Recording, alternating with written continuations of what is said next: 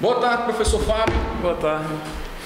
Estamos começando mais uma dialética pedagógica. No dia de hoje está aqui ao meu lado o professor Fábio, professor da área de matemática. A gente vai estar discutindo sobre essas temáticas. Eu vou passar aqui a palavra para ele, vai fazer a sua apresentação inicial e a gente vai dar início a esse diálogo, a essa conversa, a essa dialética pedagógica propriamente dita. Bom, eu queria agradecer primeiramente o convite, né? Para mim é um prazer contribuir com esse teu projeto. E a expectativa é grande, falar de matemática é sempre bom, né? Então, para mim é um prazer estar aqui. Ok, fala um pouco sobre você, professor. Bom, eu já comentei com alguns colegas. Minha história ela começa nas feiras, vendendo tambor. Eu sou filho de feirante, né? A gente, até acho que os 20 anos eu estava dentro dessa realidade, então situação muito difícil, trabalho muito duro, né? Uma realidade dura. E eu vi numa autarquia como essa nossa, lá em Arco Verde, eu sou de Buíque, a chance de mudar de vida, de fazer algo diferente. E depois dessa passagem pela autarquia, eu sonhei com um mestrado, né? Eu achei que seria possível fazer um mestrado. E aí é uma história curiosa porque, como eu tinha muitas dificuldades, ainda tenho, eu costumo dizer para os alunos que minha leitura é muito pouca, eles riem pra caramba com essa história, mas eu achava na época que talvez um mestrado em educação seria interessante. Eu não fazia ideia do que era mestrado a propósito, né? E sonhava com isso. Surgiu o Profmat, que é um programa que deu muito certo, né? Criado pelo INPA. Na época eu ainda estava no curso, eu digo, rapaz, eu acho que dá para arriscar o Profmat. E depois eu digo, olha, eu gosto mesmo de matemática, eu queria entender como essas coisas funcionam. Aí eu pensei no mestrado em matemática, que chamam de mestrado em matemática pura. E arrisquei, apostei nisso, deu certo. E estou aqui. Está por aqui hoje. Está aqui. Professor, para a gente iniciar a nossa conversa, é bom sempre deixar a par quem vai nos assistir, quem vai nos ouvir, sobre as determinadas temáticas que a gente trata. Então, a primeira pergunta que geralmente eu faço é: que de fato é a matemática? Qual é a importância dela na atual conjuntura social, política, pedagógica, educacional brasileira? Olha, do meu ponto de vista, vindo de onde eu vim e me relacionando com as pessoas que eu me relacionei, porque eu venho de família humilde e eu me relacionei com essas pessoas até um dia desse. E, sem dúvida, o estudo de maneira geral, né, eu sou um exemplo disso, ele é a única maneira de promover o filho do pobre, né? Porque meus avós eram agricultores, meu pai foi agricultor, saiu da agricultura para o comércio na feirante, e eu naturalmente ia seguindo os mesmos passos, né? E eu vi no estudo, na educação, como ele me ensinava, né, estudar para ser gente. Então a gente não tinha uma expectativa do que fazer com o estudo, né? Tinha que estudar para ser alguém na vida. E puxando para a matemática, ela tem uma característica bem particular, ela trabalha o seu raciocínio de uma maneira bem peculiar. Isso tem um impacto na vida de qualquer um, sem dúvida. Uma boa formação em matemática, independente da sua área, ela traz benefícios grandes, porque você aprende a organizar o seu raciocínio, né? E isso você não aplica só naquele campo abstrato da matemática, não, você leva isso para a vida. Então você é daquele professor que não quer a matemática apenas na sala de aula, ou para um vestibular, ou então para fazer um curso superior, mas você quer aquela matemática que seja aplicada no cotidiano, não é isso? Sem dúvida. A propósito, eu falo uma coisa, alguns alunos não entendem assim de cara, pelo menos os que estão iniciando no curso ou que não têm muito contato com a matemática propriamente dita, porque aquela matemática da escola que você memoriza fórmulas e aplica, aquilo não é matemática. Eu digo que eu estudo matemática, mas eu não gosto de fazer conta, que não é mentira, eu gosto de raciocinar. E a matemática me permite isso. Como é que seria isso, professor? Veja, tudo que a gente usa em matemática tem um porquê, ainda que você não perceba, ainda que isso não seja mencionado, mas a estrutura lógica é bonita e tudo que você faz tem uma justificativa. Então, isso me chama a atenção, né? Então, cada afirmação que você faz, se não for um axioma, e aí esse é o ponto de partida, né? A matemática moderna trabalha assim, você começa a por exemplo, número. A ideia de número é uma noção primitiva. né? E aí você diz como é que eles se comportam, quais são as propriedades básicas que você toma isso como verdade, são os axiomas. Daí para frente, tudo tem que ser demonstrado. É uma ideia primitiva. Em que perspectiva? Você não define. O símbolo puro seria primitivo, é isso? Você não define, você... Seja N o conjunto dos números naturais. E aí você tem símbolos para isso. Mas isso é uma noção primitiva. E você vai dar alguns axiomas, vai dizer como é que eles se comportam, algumas propriedades. Eu mencionei o conjunto dos números naturais. Os axiomas que a gente usa são os axiomas de Peano, né? Então a noção primitiva é número natural. Você tem uma noção de sucessor, uma operação definida nesse conjunto dos números naturais. Você toma algumas propriedades como axioma e prova tudo a partir daí. E essa estrutura da matemática, essa maneira que ela se organiza, você mergulhar nesse mundo, para mim é fascinante. Eu gosto, é aí que o fato de que eu não gosto de fazer conta, eu gosto de raciocinar. Voltando para essa questão ainda na perspectiva do primitivo que você colocou, mas adiantando um pouco na cronologia, a gente chega ali na Grécia Antiga e a gente vai encontrar dois gigantes da matemática, Tales, de Mileto, e Pitágoras. Os dois são unânimes, inclusive em termos de fundação da própria filosofia, em dizer que a matemática ela é a organização do raciocínio, da razão, para poder você chegar a determinadas verdades. E para isso, quem fala mais enfaticamente sobre esse ponto é Pitágoras, em dizer que tudo é números, são os números. Inclusive a essência da resposta sobre a origem de todas as coisas seriam os próprios números. E aí quando ele fala isso, ele está se referindo à geometria, porque é mensurabilizar, é medir, é calcular, é equacionar a forma do mundo. Nessa perspectiva, como é que a matemática ainda contribuiria, ainda levando essa lógica desses pensadores para o dia de hoje? Veja, olhando para a matemática básica, já que a gente forma professores que vão trabalhar com o público do ensino fundamental e ensino médio, se o nosso professor conseguir estimular o aluno, estimular a curiosidade do aluno por meio de problemas criativos, e aí um exemplo bem sucedido disso é o que propõe a Olimpíada Brasileira de Matemática. Aquela matemática nem de longe é chata, aquela matemática chata que eu me refiro é a matemática que eu vi na escola e que a maioria dos alunos ainda veem, que é memorizar a fórmula e aplicar. Então não tem nenhuma conexão com a realidade, com o dia a dia dele, com a realidade dele. E é mecânico, você não faz ideia do porquê que você está fazendo aquilo e ela é chata porque você não pensa, você memoriza e aplica. Você tem uma série de problemas modelo, tem fórmulas para resolver aqueles problemas e tudo que você tem que fazer é lembrar da fórmula e resolver a questão. Então esse tipo de mecanismo ele não contribui muito. Então não corresponderia àquilo que Tales ou Pitágoras falava inicialmente da matemática. Nesse modelo não. Que é possível equacionar o mundo e entender a forma do mundo a partir desses números que a matemática oferece. Veja quanta abstração, quanto raciocínio por trás disso, para você sustentar isso, né? Então, para fazer algo desse tipo é necessário muito raciocínio. E você geralmente o raciocínio não ocorre durante o ensino básico. Ele não é estimulado. Professor, a matemática ela é exata? Aí você é delicado. Não porque, bom, tudo depende do meu ponto de partida. Então não é porque dependendo do conjunto de axiomas, eu pego um tema bem comum, geometria. Dependendo do conjunto de axiomas que eu tomo, dependendo do ponto de partida, eu derivo várias geometrias diferentes. Percebe? Então, uma coisa bem curiosa, você trabalhar com a ideia de número positivo ou negativo, só para citar um exemplo, você encontra autores que trabalham com números positivos, números negativos e o zero. Tá? E tem um autor que diz que o zero é positivo e negativo.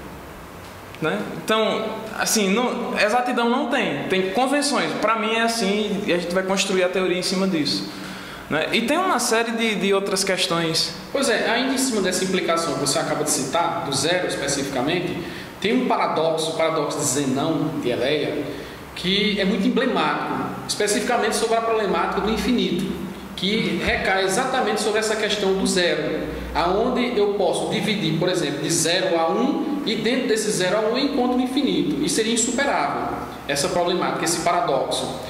Como é que a gente resolve isso hoje, em cima desse paradoxo? Questões do infinito, pensar o infinito de maneira geral é curioso, e aí esse paradoxo acho que é um dos primeiros exemplos que a gente cita, né? Você pega o 1, divide por 2, dá um meio, divide isso por 2, divide por 2, e aí você nunca chegaria no zero, chegaria bem próximo. Esse é o exemplo que a gente usa para trabalhar a ideia de limite, a propósito, né? As coisas se tornam tão próximas quanto a gente deseja. Isso derruba qualquer exatidão na matemática. Pois quando você fala igual em matemática, geralmente você quer dizer tão próximo quanto eu queira, não necessariamente igual como a gente entende. Isso já quebraria a ideia de exatidão. E falando em infinito, tem um matemático alemão chamado Cantor, que explorou o infinito e que ele conseguiu resultados que um aluno com ensino médio bem feito, ele conseguiria entender as primeiras ideias dele. A gente traz isso, quando possível, nas nossas aulas aqui com os meninos, eles acham curioso, que é, em um certo sentido, você perceber que existem infinitos de tamanhos diferentes. Isso meio que mexe um pouco com a cabeça dos alunos. Isso dá um nó. Dá um nó, mexe um pouco com a cabeça deles, e isso é reflexo do que eu falei. Ensino básico, geralmente você não explora muito o aluno, você não cria situações favoráveis para que a abstração aconteça. Então, geralmente, os alunos raciocinam muito pouco. E eu sinto isso com os primeiros períodos. Eu sinto essa dificuldade. Mas, falando do infinito, algo bem curioso. Um primeiro exemplo, assim, ou alguns exemplos, que geralmente causa... Você entender isso é uma conquista. Eu digo para os meninos que, quando eles conseguirem entender essas ideias, tirarem um tempo para estudar o material e entender essas ideias, é uma conquista dele. Seu raciocínio já atingiu esse tipo de abstração, esse tipo de ideia.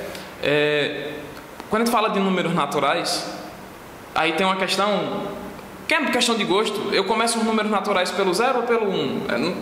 Tanto faz, depende. Depende do que vai ser melhor para você. Os dois estão certos. Os autores que preferem começar do 1 é porque os números naturais são um modelo matemático para contagem. E eu começo a contar do 1. 1, 2, 3, 4, 5. Então... Mas você inclui o 0 quando você quer, enfim. Mas eu cito o conjunto dos números naturais para discutir a ideia de infinito, porque tem um resultado curioso que lida com a noção de conjunto contável ou enumerável, que é, você olha para o conjunto dos números naturais. 1, 2, 3, 4, 5, continua, infinito, né? Todos os números que eu uso para contar estão ali. Se você olhar para o conjunto dos números inteiros, o conjunto dos números inteiros tem o 0, os positivos e os negativos. Então, é claro que o conjunto dos números naturais é um subconjunto dos inteiros, ele está contido. É verdade que tem uma infinidade de números inteiros que não pertencem aos naturais. Nenhum número negativo, inteiro negativo é natural, isso é claro. Mas o que deixa os alunos intrigados é quando você menciona que, embora a natureza dos elementos seja distinta, eles têm a mesma cardinalidade, ou seja, eles têm a mesma quantidade de elementos. Se você consegue fazer uma contagem que para a gente é uma função, uma objeção, para cada elemento dos números naturais existe um número inteiro, né? E essa relação é como a gente chama 1, não sobra ninguém. Isso já é curioso, porque a primeira coisa que eles dizem é: não, mas não pode, porque ele está contido lá. Então, sim, mas são dois conjuntos infinitos, então as coisas no infinito elas se comportam de maneira curiosa. E se você passa um pouco mais adiante, algo que surpreende, eles ficam mais surpresos ainda, é quando você olha para o conjunto dos números racionais, e aí entram frações. E dá para mostrar que, ainda assim, o conjunto dos números naturais e o conjunto dos números racionais tem a mesma quantidade de elementos. E isso meio que choca. Diz, não pode. Né? Isso é impossível. E não é bem consistente a propósito. E Cantor foi quem deu início a essas discussões. E, se um conjunto não está em bijeção com um dos naturais, aí ele não é numerável. Na medida em que a matemática ela foi avançando, ela em termos de metodologia, para as suas descobertas, para as suas proposições, ela teria mais adequação se ela fosse a matemática lógica ou a matemática dialética? Tem que ter tem que ser bem dosado, porque a gente já teve uma experiência no Brasil onde se formalizou demais o ensino de matemática e não saiu muito bem, foi um desastre. Acho que nem um extremo nem outro. Então, eu acredito que o desejável para a educação básica, na graduação é outra história. O aluno, ele precisa, se ele optou por matemática, ele precisa estudar algumas ideias que são bem abstratas, de fato são difíceis e vão exigir dele um bom tempo livre para estudar e se apropriar daquelas ideias. Mas pensando nesse nosso aluno já atuando, formando os alunos do ensino básico, da educação básica, ele precisa ser capaz de dosar, de trazer as abstrações, mas de trazer aplicações para que faça sentido aquilo, tendo em vista que nem todo mundo que está ali vai fazer matemática ou engenharia ou alguma coisa nessa área. Mas que nem por isso também é errado achar que porque eu vou fazer direito, letras ou, sabe, eu não preciso saber matemática. Muito pelo contrário, a matemática é indispensável. É uma conquista nossa, é uma conquista da humanidade. Todo mundo tem que saber bem algumas ideias matemáticas, isso é indispensável. Então, eu acredito que aplicações e demonstrações, aí essa dialética, você começar a ir atrás de por que as coisas funcionam, isso ela deveria estar presente. E não está. Isso é um problema nacional, não é, sabe? Não é. Ok, professor, vamos fazer uma pequena pausa e daqui a pouco a gente volta com mais um bloco com o professor Fábio e as problemáticas da matemática.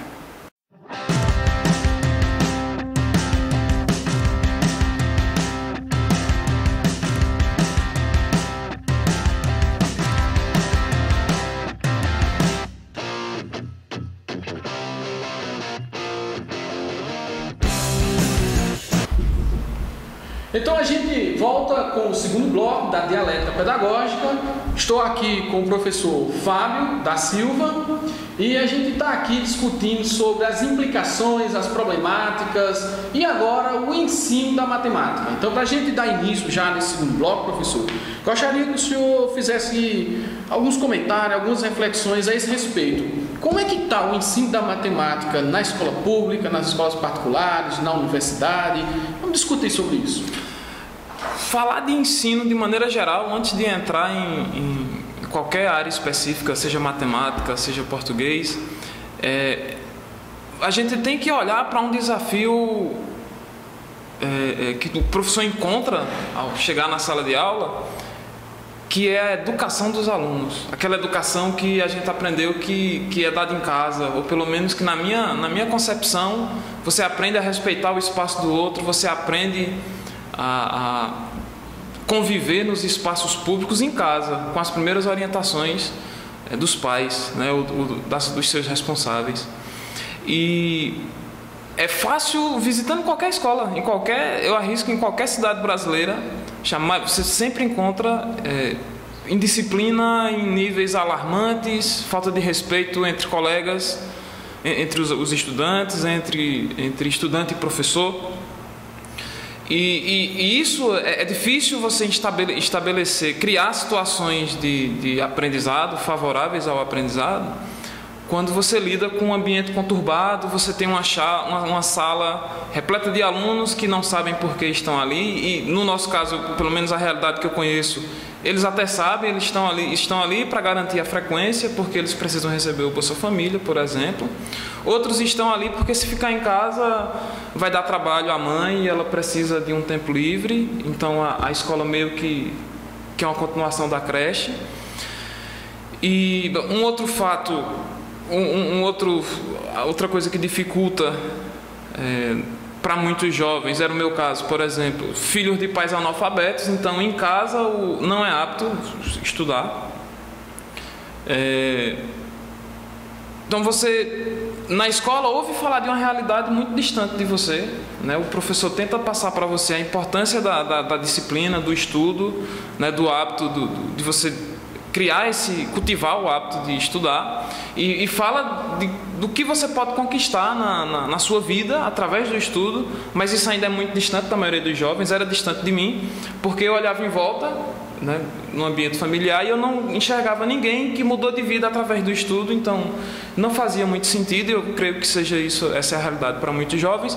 Então para falar do ensino, a gente parte daí, né? O professor já tem essa dificuldade de recepção mesmo dos alunos, então ele chega ali sem um motivo ou sem muitos exemplos, né, que façam com que ele acredite que vale a pena estar ali, que ele tem que aproveitar aquele tempo. E além disso tem outras questões delicadas, porque para um professor lidar com essa realidade, isso vai exigir dele muita experiência. Claro, aí necessita tempo de serviço, mas uma boa formação é indispensável, porque tem algumas coisas que ele já tem que chegar na instituição com uma ideia de como agir, né? O que é que eu faço? Qual o procedimento agora? Quando eu encontrar tal problema, tem problemas que são recorrentes, o professor deveria estar preparado para lidar com essas situações, e daí a nossa responsabilidade aqui aumenta. Então, todas essas implicações que você colocou diz respeito ao ensino de modo geral, que de fato isso acontece para a história, acontece para a biologia, acontece para a física, acontece para o português, acontece para a matemática. E aí eu queria centrar justamente nesse ponto. Se para todas as disciplinas, todas as implicações que você colocou já é um fator que deixa muito difícil a lida do professor, a prática do professor e, consequentemente, também a aprendizagem do aluno, para a matemática, então, isso é muito mais perturbador, porque a disciplina matemática, a matéria matemática, ela é tida como uma disciplina, como você até colocou, chata. Chata exatamente por algumas práticas não corroborar, não favorecer a uma aprendizagem diferenciada, uma aprendizagem que, de fato, o aluno se identifique.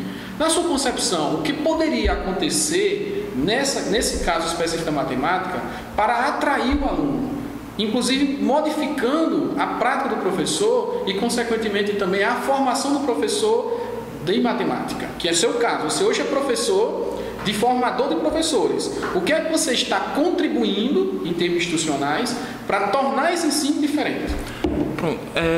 Antes de entrar nesse ponto especificamente do que é que pode ser feito, o que é que a gente tem feito para mudar essa realidade, para contribuir, tentar construir um cenário diferente, falando da dificuldade particular para a matemática, aquela ideia de sequência que já existe em outras áreas, de que o que eu aprendo agora eu preciso para aprender o conteúdo do ano seguinte, em matemática isso é muito forte. Então, se você começa mal, enfim, você não cria desde cedo. O sequenciamento da aprendizagem matemática. A matemática aprende-se assim, é inevitável. O que eu estudo agora é pré-requisito do que vem na sequência. Ele é. Então, se por algum motivo, ou por falta de interesse do aluno, ou por falta de ambiente adequado em casa, ou por falta de um professor que saiba orientar bem, saiba conduzir bem outros trabalhos na sala de aula, ou tudo isso junto, se isso dificulta a minha aprendizagem das primeiras ideias matemáticas, minha vida escolar vai ser terrível. Vai ser muito difícil aprender as coisas que virão, porque eu perdi todos os pré-requisitos. Eu senti isso na pele, inclusive, muito no ensino básico. Depois, na graduação, eu tive que aprender muita coisa por conta própria. Foi curioso me deparar com ideias... Esse sequenciamento, professor, não permanece com a mesma lógica do ensino da matemática por meio desse sequenciamento, do tradicionalismo, inclusive do decorar fórmulas e tudo mais, não? Assim, eu quero aprender cálculo. A sequência que eu me refiro é assim: para aprender cálculo lida com limites de funções. Eu tenho que saber o que são funções. Percebe? Então, no momento em que eu... E por que não ao mesmo tempo? Se você... ficaria um curso muito longo, né? E também, assim, seria muita novidade por minuto. Veja, eu digo isso porque hoje nos tutoriais na internet, se você abrir agora o YouTube, tem lá jovens, crianças que nem são professores, não têm a formação de matemática, mas eles estão explicando de formas fantásticas, em que o aluno entra nesse tutorial, vê aquela aula e aprende, às vezes, mais do que um ano inteiro com aquele professor em sala de aula. Então não seria o caso de rever também isso aí, não? Com relação a isso, eu tenho algumas experiências pessoais. Como minha formação foi deficiente, tanto no ensino médio como na graduação, por vários motivos. Eu dava aula manhã e tarde, de segunda a sexta, e aí é outra realidade nossa, que não mudou muito da época em que eu estava na graduação para cá. As escolas da região, aqui eu percebo a mesma coisa que eu percebia lá em Buíque, necessitam muito de professores, então não é difícil você, mesmo sem a formação concluída, conseguir assumir uma sala de aula, né? E eu dei aula os 4 anos do curso, eu comecei já no primeiro período, então eu não tinha tempo livre para estudar, eu estudava para fazer as provas, e com isso eu acumulei muitas dúvidas. E eu sanei isso, foi curioso, entrando na questão de aproveitar os recursos disponíveis, eu comecei a descobrir o que era um mestrado. Eu não sabia, eu sabia que era bom e que era assim que eu ia conseguir me tornar professor universitário. E as pessoas riam porque, né, enfim, era muito distante, né, da gente. Então a gente não tinha nenhum mestre em matemática por perto, então era algo utópico mesmo pra gente, né? E eu acreditei nisso. Mas eu comecei a pesquisar e fui na internet procurar os programas. Achei interessante o que se falava sobre a UFPB, no campus de João Pessoa. Comecei a mandar e-mail para o coordenador, ele foi me orientando, dizendo o que eu tinha que fazer. E eu comecei a me dar conta da minha ignorância, da quantidade de coisas que eu não sabia. E na época existia um projeto que chama... Ele existe, mas agora tem vários idiomas. Na época tinha em inglês. Acho que estavam começando a trazer para o português, que era o Khan Academy. E eu descobri na mesma época que se eu não aprendesse inglês ia ficar difícil para mim o mestrado. Eu não sabia, eu descobri nesse processo de pesquisa, porque eu comecei a olhar as disciplinas que eu iria estudar lá e pesquisando as referências, eu vi que algumas disciplinas não tinham sequer um título em português. Então eu teria que aprender o inglês. E aí, nesses recursos alternativos que você cita, sem recorrer ao método formal, ao tradicional de ensino, eu aprendi o inglês sem nunca pisar num curso. Eu consigo falar, ler, eu nunca gastei R$1, eu já tinha internet. Essa é a ideia do ensino. E aí eu quero mais na frente fazer uma ressalva, que tem que tomar cuidado, porque fazer isso com matemática é útil, mas isso não dispensa os livros e uma boa orientação, porque você pode acumular muitas pequenas falhas que podem se tornar um problema grande. Não é a dispensa do professor, mas ele é imprescindível, mas é a modificação da didática do professor. E nesse sentido, tem um projeto em andamento aqui na instituição que a gente chama de nivelamento online, que usa esse recurso. São aulas curtas gravadas no IMPA, no portal da matemática. Os alunos que estão no ProUP, eles preparam as aulas que eles vão dar no nosso programa de nivelamento. A gente fala daqui a pouco sobre esse projeto. Eles preparam pelo site, né? Porque eu digo, de repente a dúvida do aluno também é a sua. Então você tem onde estudar, onde preparar essa aula de uma maneira eu diria ideal, porque o projeto é coordenado pelo IMPA e o IMPA tem esse cuidado com a educação. O IMPA, só para quem está nos assistindo, é um instituto extremamente renomado no Brasil e no mundo. Sem dúvida, sem dúvida. Porque, só para ter uma ideia, a Alemanha tem uma medalha Fields, que é a premiação mais importante da matemática, como se fosse o Nobel da matemática. O Brasil tem uma. Percebe? No hemisfério sul, o Brasil é o único país que tem essa premiação. Sediou recentemente o evento. Não falo desse evento, não. Foi uma tristeza. Roubaram lá a bolsa do rapaz, com medalha, com tudo. Mas enfim, né? Vamos voltar para o Fields. Então, o IMPA, sem dúvida, tem um impacto muito grande no que vem acontecendo nas melhoras na educação brasileira, em particular, com relação à matemática. E aí daria um outro quadro só para falar dos benefícios que o IMPA trouxe. Eu me beneficiei muito, me beneficio ainda. E estou tentando aproximar os alunos do IMPA a propósito, porque eles têm um canal virtual. Mas se o IMPA é um instituto de renome nacional e internacional e tem toda uma história por trás, inclusive da formação de mestres, de doutores e de professores, de modo geral, na área da matemática, por que o ensino da matemática no Brasil continua sendo ainda um dos piores do planeta? O IMPA tem algumas particularidades. Ele não tem as amarras que algumas instituições têm. O Arthur Ávila, que ganhou a medalha Fields recentemente, quando ele iniciou o mestrado, ele estava no ensino médio. E quando ele terminou a graduação, ele estava defendendo a tese de doutorado, por uma exigência do MEC que exigia a graduação para que o doutorado dele tivesse validado, não por exigência do IMPA. Então você é livre e você é levado a pensar. Então algumas limitações que você encontra, algumas barreiras, lá elas não existem.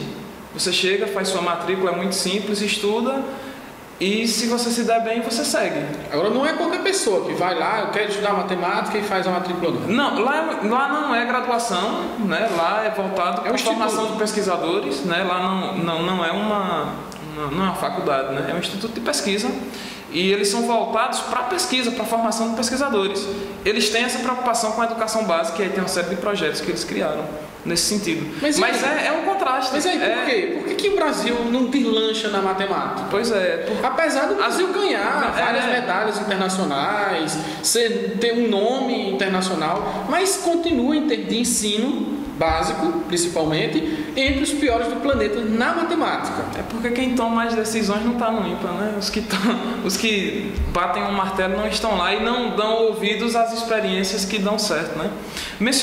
Retomando a questão da dificuldade e desses recursos, tem uma comunidade na internet, tem várias, eu vou citar essa porque foi a que eu conheci primeiro, na época do inglês, de tentar aprender inglês. Eu não tinha tempo nem dinheiro para pagar um curso. Eu descobri que por meio do Skype eu poderia ajudar um norte-americano com português e em troca eu ganharia dicas de inglês, né? E com isso eu ganhei uma visita de um deles, de um dos colegas, nesse processo. Foi uma experiência bem curiosa, sem gastar nada, de casa. Na época eu estava ensinando na escola estadual, eu usava até aquele netbookzinho do governo que a diretora tinha me emprestado para preparar as aulas. Isso foi uma experiência. Depois que eu percebia que eu já conseguia entender e falar, né, ter diálogos, eu comecei a mexer no Khan Academy, porque eu não sabia matemática. Naquele processo que eu mencionei de descoberta do que era o mestrado e do que eu teria, quais os pré-requisitos, o que é que eu teria que saber antes para aprender o que estava lá, eu vi no Khan Academy uma primeira chance, assim, eu digo, aqui eu começo minha formação de verdade, né, para poder fazer essa seleção. Evidentemente que você passa isso para os seus alunos também na graduação. A gente discute muito isso, o professor de matemática, ele não ensina só matemática. Então, o que você está fazendo de diferente aqui na graduação, na FASP, no curso de matemática? Que inclusive a gente poderia até mencionar, né? Que no último ENAD foi muito bem avaliado, com uma nota absurda, entre as melhores do Nordeste, inclusive. A gente vai fazer essa divulgação logo, mas o curso de matemática está de parabéns, inclusive o professor Fábio aqui representando, uma notaça. E aí, o que você está fazendo diferente para revolucionar a nossa instituição e os nossos professores de matemática do Pajeú? Primeiro a gente tem que acreditar na nossa instituição, né? Sim. Nós professores e os alunos, né? Porque está no sertão do Pajeú, distante de tudo, distante dos grandes centros, com recursos financeiros limitados. Só geográfico, porque agora a internet aproximou tudo. Pois é, e aí eu conquistei muita coisa já, graças à internet. Então, a preparação para o mestrado, eu citei o Khan Academy, mas tem um outro site, MIT OpenCourseWare, é um projeto do MIT, né, MIT, que é o maior instituto tecnológico do planeta. Pois então, quando eu precisei estudar álgebra linear para fazer a seleção, o primeiro curso, a introdução, foi no Khan Academy, o segundo curso foi pelo MIT, era um curso para engenheiros lá. E foi muito bacana. Eu cheguei na seleção, já tinha visto metade da ementa. Então, a seleção foi tranquila por isso. E aí o benefício de você usar os recursos que tem na internet. Então, mesmo distante desses grandes centros hoje, geograficamente, né? E aí, no sentido do que a gente pode fazer aqui para mudar essa realidade? Primeiro que a gente tenta estimular os nossos alunos, né, levá-los a acreditar que eles são capazes, embora não estejam com a matrícula numa federal, acreditar na matemática, no potencial deles, no potencial deles, sabe? Eu lembro de, na minha época, encontrar alunos que, quando se falava de federal ou de aluno de federal, eles já ficavam com medo, se encolhia, com medo de falar, de discutir. E aqui eu quero ver alunos de igual para igual, falando com qualquer pessoa de qualquer instituição, falando de matemática com maturidade. A gente já encontra alguns pelas notas, pelo menos a gente já está no mesmo nível, pois até maior. Pois é, foi surpreendente, é verdade. O resultado do ENAD foi bacana. Vai aparecer no site logo, eu acredito. Logo, a gente vai fazer ampla divulgação sobre isso, não é? para que todos da região do Pajeú e de Pernambuco tenham ciência, tenham conhecimento de que aqui a gente está fazendo ensino de qualidade e que é possível ter professores de qualidade fazendo essa interação na região. Pois é, aí falando das coisas que a gente busca fazer para fomentar esse crescimento, né, esse destaque da matemática aqui no Pajeú, a gente já tem a parceria com o INPA, o PAPMEN, é o Programa de Aperfeiçoamento para Professores de Matemática do Ensino Médio. Que acontece todos os anos. Acontece todos os anos, 2 vezes por ano. Com o INPA a parceria? A parceria é com o INPA, as aulas são gravadas lá e retransmitidas. Em Pernambuco, a Federal tem um polo, eu acho que o IF em Pesqueira tem um polo, nós temos um polo, eu não sei se tem mais outro. Das autarquias, nós somos a única autarquia que tem esse polo. Esse é um ponto. E que já é uma tradição, né? E dá frutos. Porque você traz os alunos, você congrega ali um número de pessoas interessadas em discutir matemática e essa discussão continua depois do evento. Entre os alunos, entre os professores da rede pública de ensino. Pegando o gancho, professor, não existe o ensino e a formação de professores sem a pesquisa. Uhum. Faz algum tempo que a gente quebrou essa história de que ser professor é ensinar, agora ser professor também é pesquisar. O que é que está sendo visto nessa perspectiva aqui, em termos institucional, para atrelar ensino e pesquisa? Nós falávamos sobre uma experiência que tivemos na Semana da Matemática, nessa linha das ações que o departamento tem feito para promover a pesquisa, a extensão na nossa instituição. E foi curioso, na Semana da Matemática nós organizamos um grupo de estudantes, de graduandos, que ofereceram um minicurso sobre indução matemática, com uma ideia difícil, né? E que eles trabalharam com desenvoltura, foi fantástico, foi surpreendente, né? E mais ideias como essa estão vindo. Nós tivemos uma série de experiências através do núcleo, nesse sentido de estimular os alunos a discutirem ideias mais abstratas, mais avançadas. Nessa linha, nós pretendemos iniciar ano que vem as atividades da Escola Pajeúense de Análise Matemática. A ideia é ter um ambiente para formar os alunos que pretendem fazer seleção do mestrado. E ainda que ele não queira ou não pense no mestrado, mas goste de matemática e queira discutir essas ideias mais refinadas. Então a gente quer ter um ambiente aqui na instituição. E para isso, o INPA ele vai dar uma contribuição fantástica, porque hoje eles disponibilizam na internet os vídeos de cursos de iniciação científica lá, disciplinas de mestrado, disciplinas de doutorado. Então a gente compra os livros da SBM. A SBM, Sociedade Brasileira de Matemática, vende os livros que são publicados pelo INPA, mas ela na sociedade também edita livros. Então são livros baratos, acessíveis. A gente pode comprar os livros, acompanhar as aulas e discutir aqui em grupo. E de repente a gente está vendo disciplinas do mestrado, né? Um grupinho aqui no sertão do Pajeú discutindo ideias bem refinadas. Então isso é um sonho, isso é algo possível e a gente já está prestes a iniciar essas atividades, né? Coisa boa. Professor, a gente está encaminhando para um encerramento. Gostaria que o senhor fizesse suas considerações finais a respeito disso que a gente conversou e fazendo as suas reflexões para a gente. Bom, mais uma vez eu queria agradecer o convite, né, a oportunidade.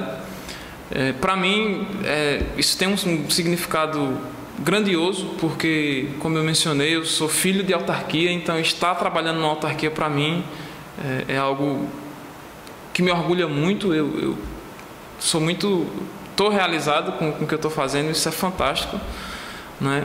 E eu espero muito poder, junto com meus colegas do departamento, fortalecer a matemática na nossa região, a ponto de que as federais e os departamentos de matemática se perguntem: nossa, esse ano quantos alunos do Pajeú farão matrícula aqui no mestrado, no doutorado? A gente pretende trabalhar para que isso se torne realidade, para que a gente tenha um grupo forte de matemática no Pajeú e que nossos alunos frequentem, ocupem as vagas dos mestrados, dos doutorados nas federais. É para isso que a gente trabalha, né? Eu sou, sem dúvida, um entusiasta da matemática nas autarquias, porque a gente precisa muito, a gente carece muito de orientação. Eu sofri isso na pele. Então eu gostaria de contribuir junto com meus colegas para que essa realidade se transformasse, né? E que a gente ouvisse falar do sertão do Pajeú, não só pela história do cangaço, pelos poetas, mas pela matemática também, né? Isso é um sonho que a gente vai perseguir. E por que não, né? Professor, foi uma honra conversar com você. É extremamente prazeroso a gente perceber que um jovem, professor, que tem essa vontade, por ter passado por tudo isso, por ter sofrido tudo isso, se volte para a instituição, as autarquias, especificamente Sertão do Pajeú, a FASP, e que comece a desenvolver esse tipo de trabalho, esse tipo de atividade, visando o outro, visando essa matemática, digamos assim, solidária, pensando justamente no desenvolvimento dessa região, nesse aspecto também da matemática. É uma honra realmente poder escutar e dialogar com você nessa perspectiva. E com isso a gente encerra. Valeu, Charles. E espero que não fique só nesse programa, que a gente possa fazer outros programas. A Dialética Pedagógica aqui conversou com o professor Fábio da Silva, professor da FASP, professor do Departamento de Matemática. Até um próximo programa. Maravilha. Valeu mesmo, foi muito bom.